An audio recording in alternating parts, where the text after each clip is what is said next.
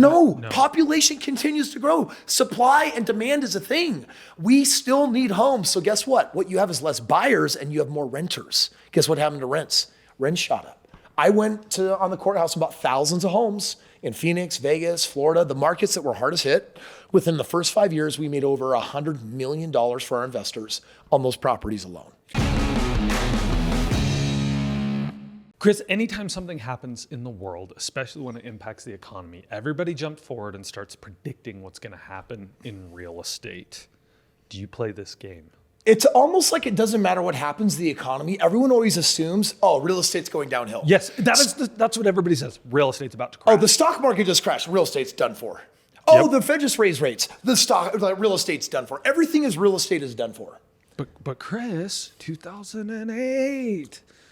Dude, 2008 was the best thing that ever happened to me in real estate. It was the best thing. I mean, we saw such a huge problem in the subprime market where a bunch of lenders had issued mortgages that they shouldn't have, and everyone started defaulting left and right. Back then, we called them heartbeat loans. If you could fog a mirror, they would just lend you money. It was stated. You didn't have to prove that you were making money. You could say literally on an application, yeah, I make $800,000 a year. And they're like, here's a mortgage. How was that not going to lead to a glut of foreclosures all going back to the bank? And when that happened, everyone assumed that because this recession was not just a stock market recession, it was actually a real estate downfall that led to the world recession. And they assumed that it meant that this was the worst of times in real estate. And I'm like, will you just pause for a moment? I just want to make sure I understand this correctly. A brand new home just got built for $350,000. Someone can't afford the payment because they shouldn't have qualified in the first place. It just went back to the bank. No one wants to buy it. So the bank is going to now sell it at the auction for $100,000. But it costs $250,000 to build. How is this not the best thing ever? But people say, but Kris, no one's there to buy it. I'm like, do you think that population goes down when real estate prices go down? No, population continues to grow. Supply and demand is a thing. We still need homes. So guess what? What you have is less buyers and you have more renters. Guess what happened to rents? Rents shot up. I went on the courthouse and bought thousands of homes in Phoenix, Vegas, Florida, the markets that were hardest hit. Within the first 5 years, we made over $100 million for our investors on those properties alone. So for the first time in like 10 years, we're seeing the real estate market soften a little bit. And even that's been slower than many anticipated. Can I ask you a very personal question about your personal finances? Are you pulling money onto the sidelines and waiting for it to dip? No, I'm actually doubling down. You're not? No, I'm buying more real estate right now. I'm getting better deals. And for the first time in 2 years, I freaking don't have competition. Do you know how hard the last 2 years it's been to compete? When everyone is like, oh, I'll pay $30,000 above a top market price that no bank would ever substantiate. I mean, it's been some rough competition. And finally, the playing field's been leveled, and it just means better deals. So, Kris, I've watched you for the past 8 years in real estate, and I think I know the answer to this next question. Are you ever not buying? No, I'm always buying. Explain this, because that's where most people like hear you talk, and they're like, wait a minute, he's not playing the two things. Wait game and try and time the market? No. First of all, so my very first mentor that I ever had, his name was John. And John said, Kris, investors are counter-cyclical.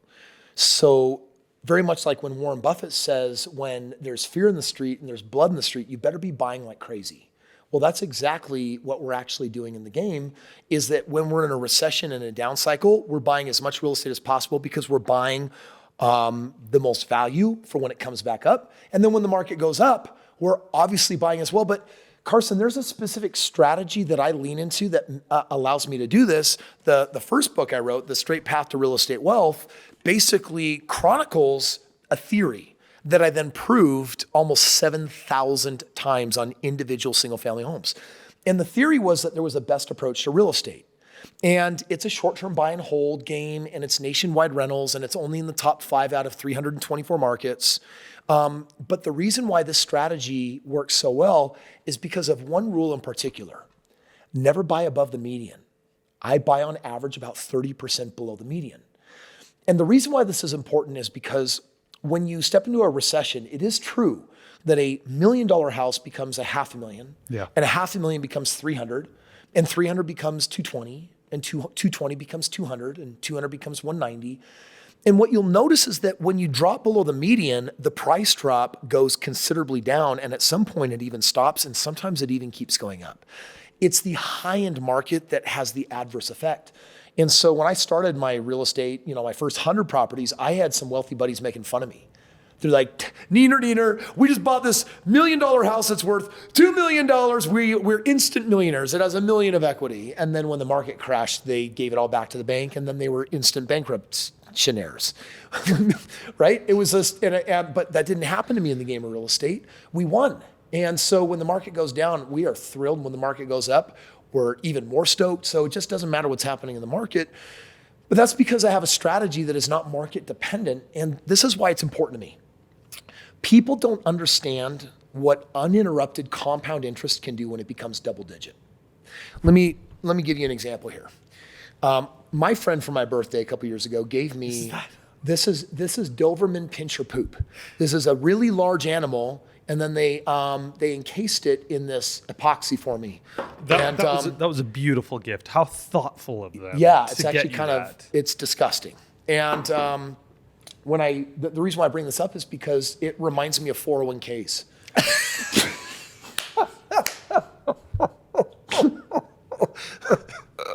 And it's not a 401k, an IRA. Going there. That was unexpected. So, most retirement accounts are financial planners providing for the public what you're supposed to do for billionaires, not poor people. And if you're middle class, you're poor. What they do is they say, put money in a 401k, put money in an IRA, and you're like, yes, this will be what I need for retirement. But no one's doing the math. And here's what the math says. The 30-year average on the 401k, the 30-year average in an IRA, do you know roughly over 30 years what the average every year is earned in ROI? I do not. It's 5%. And the reason why that's poop is because you take $50,000, write this number down, with the passage of time, take 50 grand and ask what happens to it in a 401k over 20 years. It triples. It becomes $160,000. Now, on the one hand, someone might say that's pretty impressive. And I'm like, yeah, but did you know in the 60s, the average person's 401k and IRA is 200 grand. And at age 55, you've topped off your income at $94,000, which means that at retirement, you've saved 2 years worth of money. So after you have cut your expenses in half, you can maybe go 4 years before it's all dried up. It's poop again. So that's what happens. And it's not about the 401k. It's the 5% that we get brainwashed is good because it's a safe number and we think that it's a risk-free event, but it's the greatest risk of all because we know how the story ends for 99.9% of people. Actually, Kris, something you just said I think puts it really in perspective as I was just playing on my calculator doing the math. 5% on 50 grand is $2,500. Yeah, that's what you earned. Like annually. Yes. So it's like, yay, every year I earned an extra $2 grand. Yeah, $2.5 grand. It's not very exciting. But now watch this. Take that same $50,000 out of a 401k, take it out of an IRA and put it in a property. And let's just say theoretically that you could make that property produce 35%. Now your financial planner is going to say that is so unrealistic. Who on earth can every year produce 35%? And I'm like, well, on my last 7,000 projects over the last 2 decades, that's what I've averaged because I have a system. I documented in my book. And we use all of our actuaries. And so what ends up happening is that $50,000 over 20 years doesn't triple. It 27Xs. That would put it at 4.3 million. But that's at a 25% ROI, which is my minimum standard. Because we actually average 35%, it's not 4.3. It's over $17 million. Yeah. 17,000 a year on 50 grand at 35%. And as that compounds. And if you times that times 50 years. Yeah. Oh, and then it compounds. But remember, this is what you're not taking into account with your calculator. Your calculator can't do this.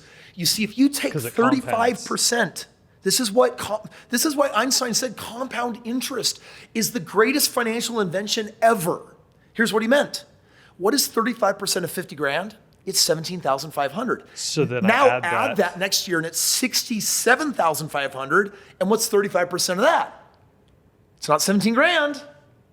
It's 23 grand. It's 23 grand. Add 23 grand. In a year. Now all of a sudden it does this. Yeah. Boom, So boom, once boom, we're boom, hockey compounding. stick. So in the third year at 35%, you'd be making 25 grand. Yes. So what ends up happening, Carson, is people will follow my YouTube and social media, and we're getting 5 million hits every week right now currently.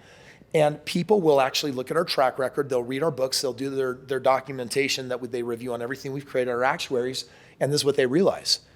If I pony up the money from my dog poop, my 401k and IRA, and I partner with Kris and we split everything 50-50, let's just say over 20 years, that makes 17 million. Well, that's basically 8.5 for them and 8.5 for me. That helps me with my multi-billion-dollar goals. That helps them. Most people don't want to be a multi-billionaire. That helps them with their multi-million-dollar goals. And so that's how I create value on this planet. And so when a recession hits, you're right, everyone loves to ask, but wait, it's about to get real bad for real estate. And this is what I tell them. The worse it gets, the better for us, because we get paid to clean up. And because of the system where we're doing short-term buy and hold in the top 5 out of 324 markets with a 20-year average of 35%, factual, verifiable, guess what that means? It means that over 20 years, someone can actually be, retire a multimillionaire. Now, obviously, there's things that you can do retire way sooner than 20 years, but even those that are part of my investors club or they buy in on companies that I'm a part of and jets and all this stuff, real estate is always nonetheless the foundation. Your foundation should not be 5%. Your foundation should be a minimum of 25%, because 5% means that you're graduating with hundreds of thousands, and meaningful double digits with at least 25% means that you're graduating a multimillionaire into the game that we call retirement.